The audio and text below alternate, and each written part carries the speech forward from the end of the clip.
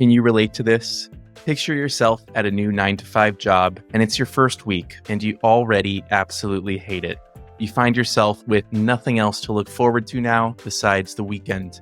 You tell yourself that you'll just stick with it for another 3 to 6 months, and then you'll leave. But how do you know what to do in order to turn this dream into a reality?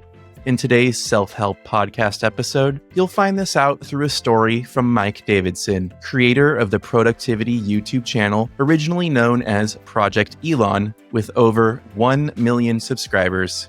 You'll learn about the best daily routines for a healthy life, how they relate to habits, and how these two powerful forces influence our lives. Welcome to Surviving Humanity, a self-help podcast, where we shift your perspectives to help you overcome the obstacles in your life. We are Wesley Jackson and Andrew Gilley, and we hope to foster a sense of connection and community over our common struggles while providing you with tools to overcome them. As always, our Facebook, subreddit, and Twitter are the best places to go for community, connection, and support. Links to these are in the show notes. Let's get started. Mike, do you have any stories that you'd like to share that are related to daily routines for a healthy life? After I graduated from university, pretty much everyone thought that I would go full-time with my business, but I didn't. I went to work in finance. I moved to Amsterdam and I worked the 9-to-5 job. And I remember I was telling some of my friends, I'm just going to do it for 3 months or 6 months. I'm just going to try it because I don't want to go my whole life with not knowing what it's like to have a 9-to-5 job because I'd never had one before. And they were like, Mike, no, don't do it because it's so easy to get stuck. It's so easy to get trapped in that kind of life. And I was like, it's fine. I'm going to leave. I'm going to leave in about 6 months. It's fine. And I remember within the first week, I absolutely hated it. I remember I was cycling home one night in the rain and I remember telling my girlfriend at the time, I can't wait for the weekend. I really can't wait for the weekend. And she said, Mike, what do you mean? Because she'd never heard me say that before. We'd been together for 6 years prior to that, and she'd never heard me say that. And as Gary Vaynerchuk says, if you're living for the weekend, then your life is broken, basically. So I knew at that point that I wanted to leave straight away. And so I put in a habit into my day. Every day I would work the 9-to-5. I would come home, then at 6 o'clock sharp, I would be working on my YouTube channel. I actually had 2 businesses at that time. So every day, 2 hours on my YouTube channel, then 1 hour on my second business. And I made that into a habit. And what I realized was that once you do it for a week, it's quite difficult, right? You've got to build that habit up. It takes a lot of self-discipline. But after about 3 or 4 weeks, it gets so much easier. And it's like waking up in the morning and you don't have to ask yourself, should I brush my teeth? You just do it because it's a habit. And that's how I realized how powerful habits were, in that it's just automating tasks that are normally quite difficult, but you do them automatically. So you don't even need to think about it. So as soon as I got home, literally 6 o'clock, I would start working. Like I say, the first 3 weeks were quite difficult, but after that, it got so much easier. And then 6 months later, I was able to leave because of that one habit of working on my side hustle 2 to 3 hours a night. So what were you seeing and hearing and feeling and thinking when you were going through all of this whole experience leading up to that? I was very depressed, and I don't get depressed often. That's very out of character for me. But in some ways, I'm so glad that I was. I feel like if I wasn't feeling bad, then I would have no motivation to make that habit and really kind of put pressure on myself to work and make my side hustle work. Because it was like, you have 2 options. You can continue being depressed and working your 9-to-5, or you can put a habit in place every night and actually make that 9-to-5 work. But it was also difficult because when I told my manager that I'm leaving, she gave me a 45% pay rise, and I was already getting decent pay anyway. And I remember thinking that was a really difficult decision because I was thinking, should I stay? Because a 45% pay rise is a big pay rise.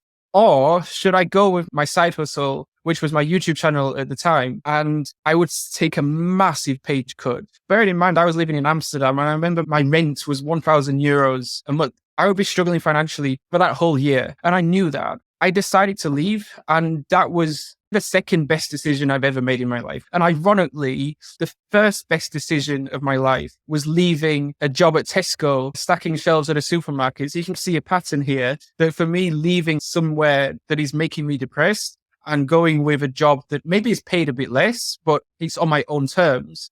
I look back now and I'm so grateful that I made those decisions. No climbing the corporate ladder for you. You instead took huge leaps, huh? Yeah, but it was very difficult. If I had kids, or if my expenses were a bit higher, or if I had a mortgage, then I absolutely would still be working there 10 years later. It's the daily routine and the habits that were really the savior, if you like, of getting me out of that rut. Because I was automating those behaviors of getting home every night, just doing 2 to 3 hours, and also to ease the depression as well, because I'm doing something about it. I'm not just sitting there knowing that I'm going to be working the 9 to 5 for the rest of my life. I'm actually doing something about it. And that helps me feel a lot better.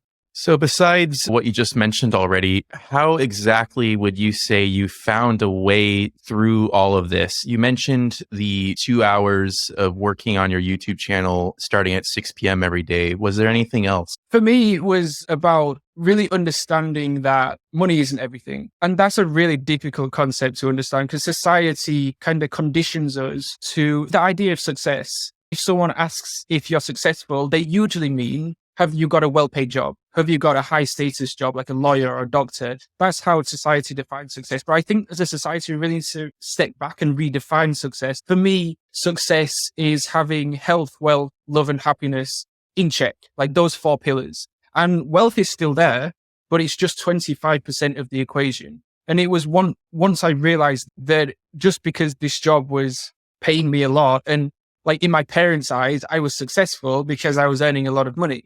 But in my eyes, I was depressed. I absolutely was not successful. So it's really just redefining this idea of success and realizing that you don't have to go down the well-trodden path just because everyone else is. I have friends back in the UK and they have the 9 to 5, they have a mortgage, they have kids. And there's nothing wrong with that life. Like I'm happy for them and more power to them. But for me personally, that's just not a life for me. And so it's just really understanding that success doesn't just mean money. Yeah, it's funny how perspectives and perceptions work, right? Speaking of which, in addition to what you already mentioned about this kind of mind shift around success, how else would you say that this whole experience changed your perspective? So firstly, honestly, I don't really care too much about money. I've realized that a lack of money makes us unhappy. I think that's clear. If we don't have enough money to pay the bills or we're stressed every time we open our pay slips, of course, that's going to make us unhappy. But I feel like once you get to a certain level, whether it's $2,000 a month, $3,000 a month, $4,000 a month, whatever, it's different for everyone and it's different for every economy. But once you reach a certain level, you get diminishing returns on your level of happiness, meaning that if you're paid an extra $500, it doesn't necessarily make you happier. For me, it's about finding that optimal balance of paying yourself just enough to make yourself kind of on the top of the curve. And then knowing that anything above that is not necessarily going to make you happier, especially living in Vietnam. Like right now, I have a nice apartment. I have pretty much everything I want. We can go on holidays. So it doesn't make sense to pay myself an extra $500 more a month or $1,000 more a month. I might as well invest that money because it doesn't make sense to pay myself more. And it's really understanding that. It's understanding that once you reach a certain level, increasing your pay won't make you happier. Sounds like you really have a handle on your discipline, so that's good. And you touched on it earlier, but how do you think this story is related to larger problems throughout society? And why do you think that's important? I think the thing is we kind of pressured now into grinding and working and 12-hour days, 13-hour days, 14-hour days, especially in the kind of entrepreneur space, is very common. I think it's too common. And I think that especially in the productivity space, we need to start focusing more on sustainable productivity as opposed to just working 14 hours a day. Because of course you're going to burn out. Of course you're going to have in the future mental health problems, physical health problems. Of course you're going to drop other areas of your life, maybe like relationships or your happiness pillars, right? So I think that we need to start focusing more on working efficiently but working fewer hours. I'm really making an effort to just work 9 hours a day. When I was in Amsterdam, I told you I worked the 9 to 5. And then on top of that, I worked an extra 3 hours. I had no social life. And people asked me, it must have been amazing working in Amsterdam. For a lot of people, especially in the UK, they dream of doing that. But for me, it was a miserable time because I had no social life. I really didn't balance my life. I'm glad I did it because it was only for a short period of time. It was about 7 or 8 months that I did that for. But I certainly encourage people to live like that. I like the idea of working in sprints. It was Stephen Bartlett from The Diary of a CEO that I heard this from. It's where if you have a business project, you set a predetermined period of time. So it's maybe 1 month, 2 months, 3 months. And then you put all of your resources, all of your time into that 3-month period to give that business project the best chance of success.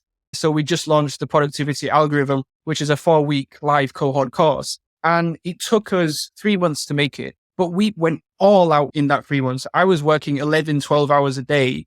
However, it was a sprint, meaning that after that 3 months, I then took a step back and I have the weekends off now. And sometimes I go and have staycations or I go on holiday. So I like the idea of working full on for 3 months to get things done, but then maybe taking a month stepping back or 2 months stepping back. And I think that's more of a sustainable way of being productive. The main idea here is why don't you work more efficiently, but just work 8 hours a day, sleep 8 hours and go to the gym for an hour in the morning and hang out with your friends for 30 minutes on an evening. So why not do all of that? I think society needs to focus more on that, on living healthier as opposed to just grinding.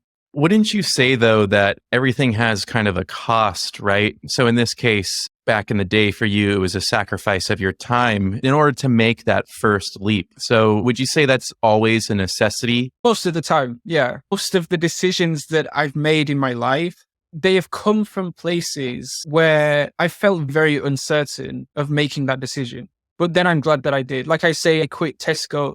So the best decision of my life was when I was working night shifts at Tesco. I was like 20, 21 years old, and it was like 3 a.m. And I was like, what am I doing here? I'm young. I have no responsibilities. I have no pets. I have no mortgage. I live with my parents. I've got a bit of money saved up. What am I doing here wasting my life? Then completely out of character, I booked a flight to Bangkok, and that completely changed the course of my life.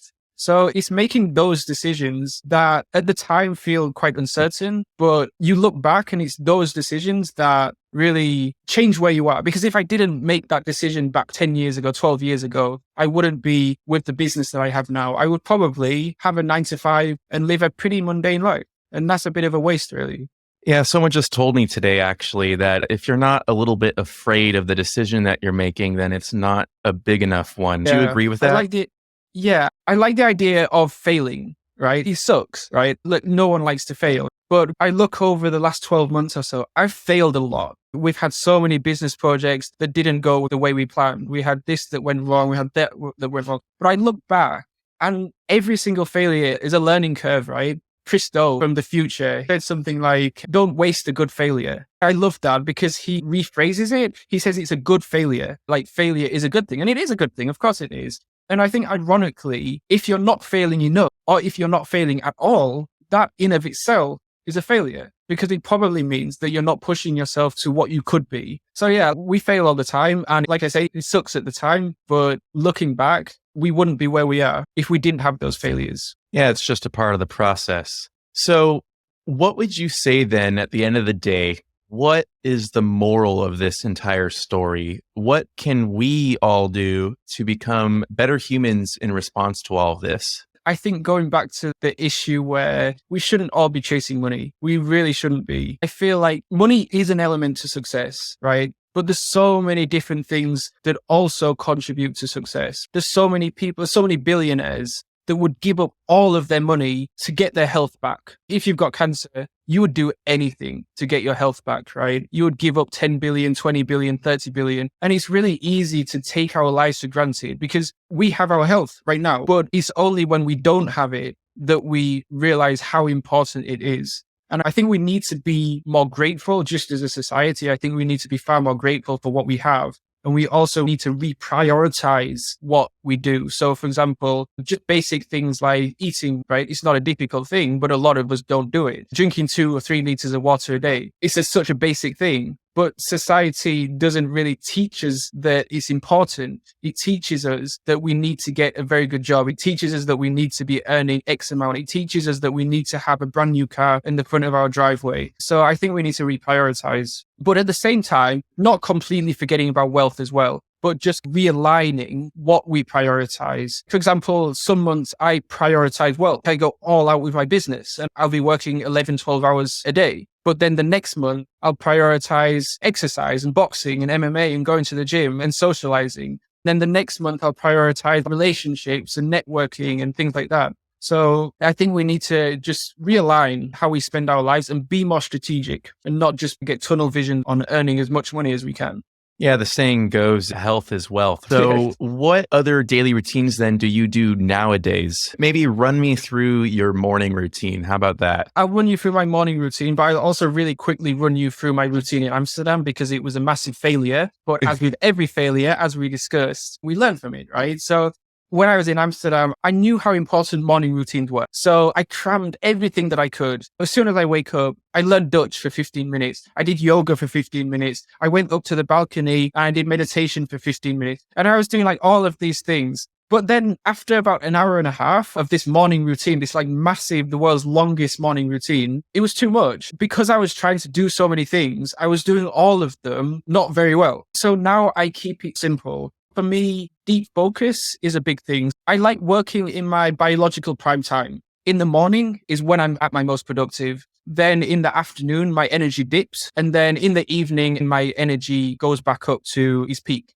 So in the morning, the first 4 hours, I protect that 4 hours. So I don't go to the office. My team know that I'm not going to be in the office in the morning. This is usually about 6:30, 7 in the morning. And I go straight to a coffee shop. And I put my active noise cancellation headphones in and I get 4 hours of deep focus work. And it's interesting because in that 4 hours, I can get more done than the rest of the day. Even if I'm working 12 hours, even if I'm working 14 hours, right? In that 4 hours, I get way more done than the rest of the day. So I really protect that time. And that's pretty much my morning routine. Another habit is learning Vietnamese for 20 minutes a day. It's not a lot. It's the compounding effect, essentially, where if you do it every day, then the effects should add up. So my habits, I keep them very minimal. I keep them as few as I can, but I'm very strategic with them, meaning that the things that I do, the habits that I do, they move the needle more than anything else. For example, learning Vietnamese. If I can learn Vietnamese on a conversational level, that would change my life so much. As opposed to, let's say, when I was living in Amsterdam and doing 15 minutes of yoga.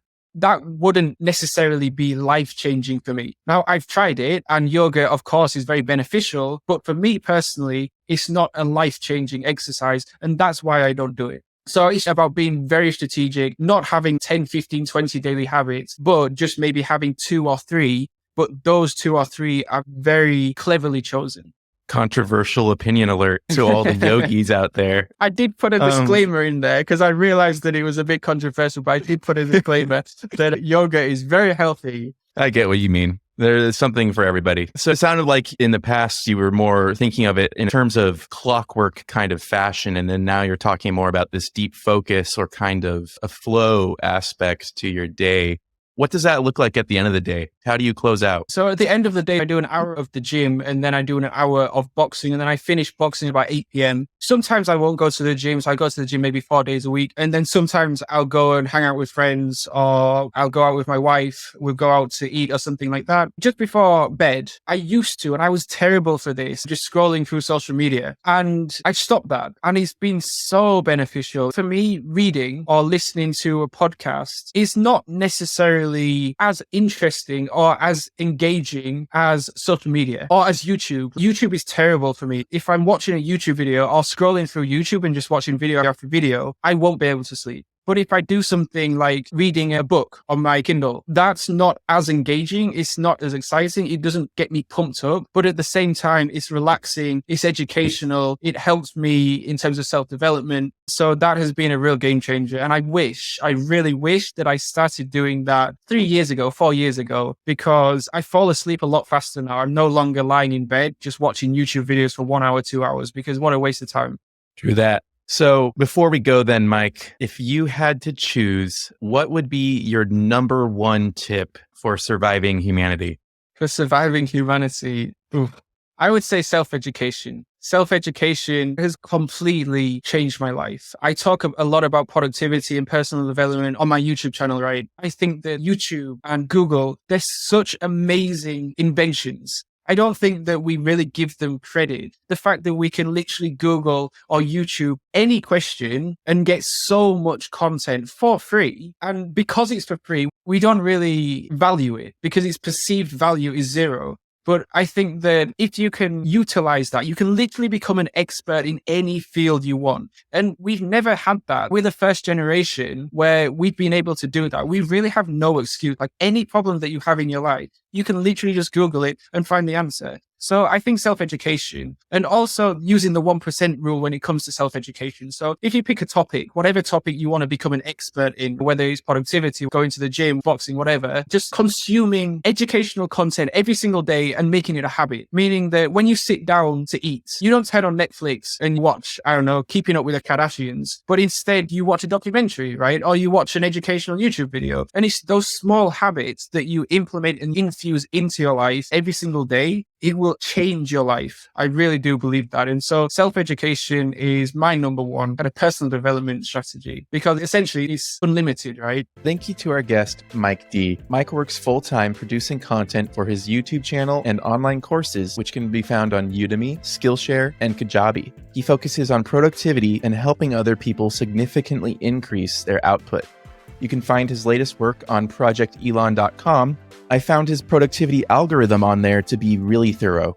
We highly encourage you to check him out if you're interested in learning more about how to supercharge your productivity to build a more successful life. Tune in next Tuesday for a monthly newsletter episode where we'll share the top insights from this month's Surviving Humanity articles and other personal development tips. If you want to help support us, please join our exclusive monthly book club on Patreon, share the podcast with others, and don't forget to follow, rate, and review us on your favorite podcast platform. And hey, before you go, do you feel like you can benefit from a boost to your morale? Then why not give our 7-day self-confidence challenge a go? For only $7, you'll get exclusive access to content that will help you determine your core values and strengths, reframe negative thought patterns, and break old habits to build new ones, all while setting realistic personal development goals. Links to our Patreon and the challenge can be found in the show notes. See you next week.